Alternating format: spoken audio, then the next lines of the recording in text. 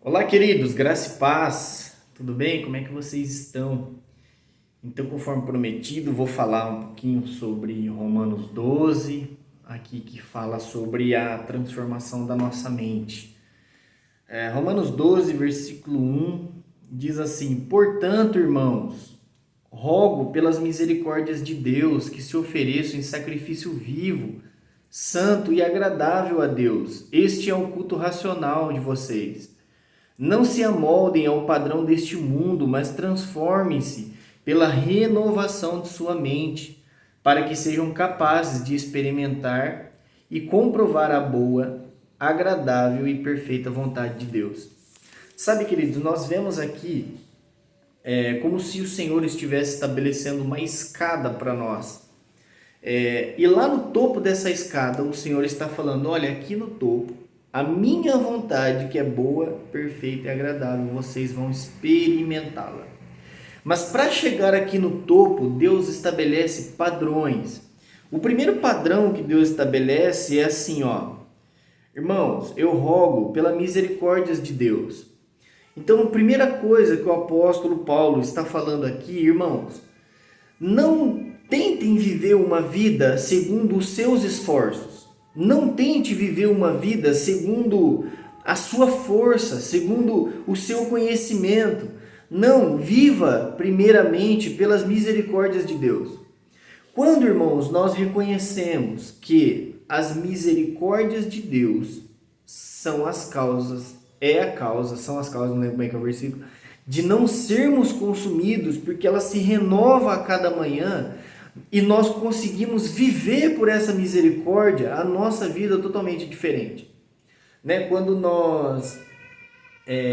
eu tenho parente, né, que já foi adicto, e aí, querendo ou não, você acaba estando com a família ali. Então o adicto em tratamento precisa envolver toda a família. Então o terapeuta lá, o psicólogo da clínica, ele passa algumas dicas, e dentre umas delas que tem: estou limpo só por hoje. Estou limpo só por hoje, né? Isso acho que é até um código do Narcóticos Anônimos.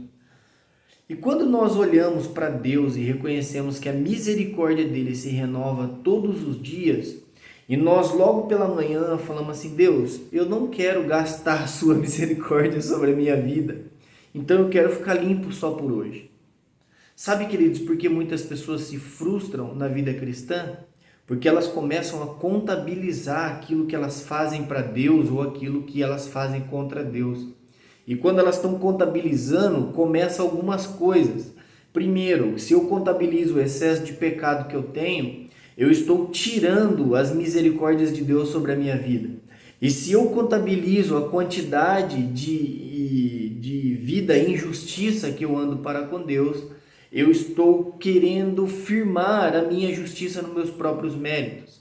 Então, se nós tivermos a mentalidade de eu vou apoiar a minha vida sobre as misericórdias de Deus e vou caminhar nessa misericórdia, o que eu vou fazer? Eu vou caminhar limpo com Deus só por hoje. Quando eu acordar amanhã, eu tiver essa ciência que as misericórdias de Deus se renovaram sobre a minha vida, eu vou de novo falar: estarei limpo só por hoje. E assim, querida, é a vida. Um dia, o Senhor nos buscará. Um dia tudo isso aqui vai acabar. E nós nunca sabemos como e quando será.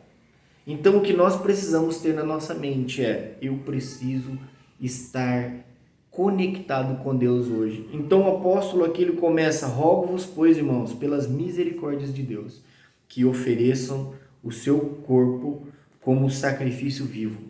Eu já falei isso em outro devocional, não lembro qual que é. Nós precisamos andar na rua, andar no shopping, andar na faculdade, sabendo que nós estamos andando como um sacrifício vivo a Deus. As pessoas precisam saber que nós somos pessoas entregues a Deus. E outra, não é só um sacrifício vivo, é um sacrifício santo. As pessoas precisam ver em nós uma separação do mundo. As pessoas precisam ver em nós atitudes diferentes. E aqui ele acaba esse versículo falando: e agradável a Deus. Sabe, queridos, imagina o Senhor Criador de todas as coisas olhando do céu e falando assim: uau, esse é meu filho em quem eu me agrado. Por quê? Porque ele resolveu ter o seu caminhar renovado, o seu caminhar como um sacrifício vivo. Ele vive uma vida santa, então eu me alegro nele, eu me agrado nele. Agora, queridos, como nós vamos fazer isso? Não se amoldem ao padrão deste mundo, mas transforme-se pela renovação da sua mente. Olha só, aqui nesse versículo há um contraponto. Ele começa assim, ó, falando: não se amolde ao padrão deste mundo. Ou seja, não pegue a forma, não pegue o formato, não tenha o padrão desse mundo. Mas como, Rodrigo, eu vou fazer isso? Transformando a minha mente. Não tem como, queridos, você viver um padrão mundano querendo ter mente renovada. Você não vai conseguir. E não adianta você achar que tem mente renovada e viver segundo os rudimentos deste mundo. Também não tem como. O que a Bíblia está falando é que uma coisa é oposta à outra. Se você quer andar segundo o padrão deste mundo, a sua mente não será renovada. Agora, se você quiser ter uma mente renovada, você não pode ter o padrão deste mundo. É isso que a Bíblia está falando. Então, o que eu faço? Eu entrego-me a Deus como sacrifício vivo, santo e agradável. Então, o primeiro degrau da escada, eu acredito e eu creio e eu me entrego na misericórdia de Deus. O segundo degrau, agora eu caminho com uma vida sacrificial para com Deus, uma vida santa para com Deus, uma vida agradável para com Deus. Próximo degrau, eu não vou me conformar agora com esse padrão mundano. Próximo degrau, e minha mente é renovada, e lá em cima eu vou usufruir da boa, perfeita e agradável vontade de Deus. Então, queridos, quanto mais nós estamos com Cristo, a nossa mente precisa ser renovada com as coisas dele. Quando nós olhamos uma situação, nós não podemos olhar mais como nós enxergávamos antes. Quando nós tínhamos uma natureza caída, que nós olhávamos e falávamos assim, é isso mesmo que tem que acontecer, irmão. Não adianta, eu ia falar um negócio delicado aqui. Vou dar um exemplo. Eu estava vendo uma matéria no G1 esses dias e estava falando lá que, não lembro se eram 208 ou 258 pessoas mudaram de gênero, né? Então o menino mudou para menina e a menina mudou para menino. E a grande maioria deles, eu acho que era 180, algum negócio assim, eram menores de 14 anos. Meu irmão, deixa eu falar um negócio para você. Eu tenho 36 anos hoje. 36 anos. Estamos em fevereiro de 2023. Nasci em julho de 86. Então eu tenho 36 anos e 6 meses aí, 7 meses por aí. Eu me arrependo de muitas coisas que eu faço até hoje. Eu vejo e falo, meu Deus do céu, como eu fui burro nessa situação. Irmão, imagina uma criança com 10, 12, 14 anos que mudou o sexo. E aí a gente tem uma aprovação governamental falando que a criança ela é mentalmente decidida para isso. Eu faço besteira na minha vida até hoje. Meu Deus do céu, como lidar com esse padrão? Como lidar com esse conhecimento que o mundo fala, que essa liberalidade querem ter no nome de uma libertinagem? Né? Algo que acha que uma criança de 12 anos pode decidir a sua sexualidade, mas não pode ser penalmente responsável por uma atitude cometida. Não é incoerente o discurso? É meu corpo, minhas regras em questão ao aborto, eu posso abortar, mas a vacina, o Estado tem que te obrigar. Então, meu corpo, minha regra não funciona em outras questões. É só em questão que é pertinente. Então, por que eu estou falando isso? Porque é disso para pior, queridos. É disso para pior. Nós não podemos cobrar do mundo um padrão que Deus exige da sua igreja. Porque o mundo, quem está aguardando a volta de Cristo é a igreja, não é o mundo. O mundo está aguardando a manifestação dos filhos de Deus. Só que se os filhos de Deus não tiverem as mentes renovadas, indo contra um padrão sistêmico, um padrão mundano, que tipo de clamor há nos perdidos para que eles cheguem à salvação? Como ouvirão se não há quem pregue? E como pregar se ninguém se dispõe a ir? E como crerão em quem nunca ouviram? Sabe, queridos, depende de nós. Depende de nós, porque o mundo, esquece, queridos, vai daqui para pior. Então a nossa esperança é Cristo.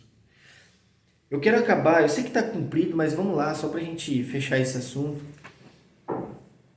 Por ter a mente renovada, nós precisamos entender uma coisa, e agora vai ficar pesado, tá?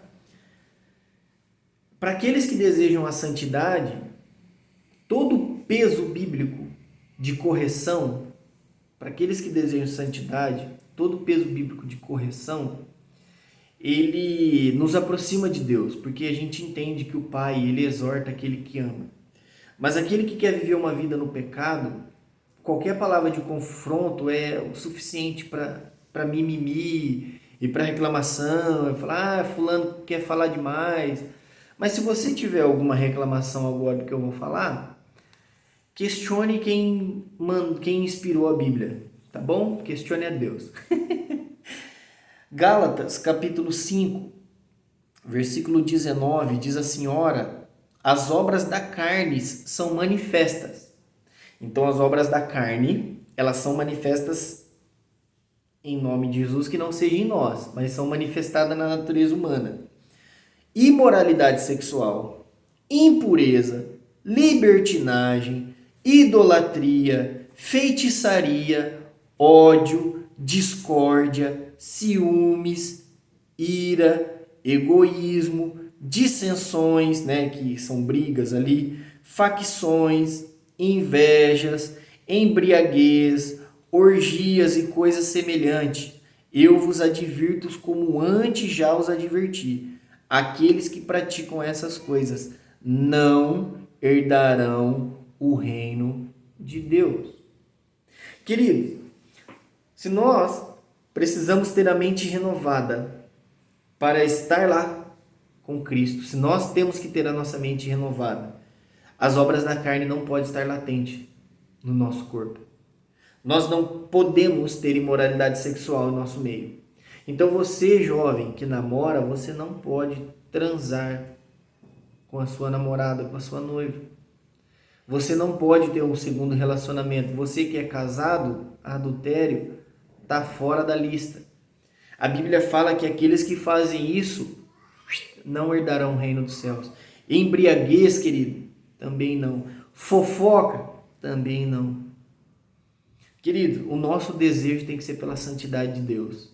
O nosso anseio tem que ser pela pureza de Deus. O nosso desespero tem que ser pela santidade de Deus.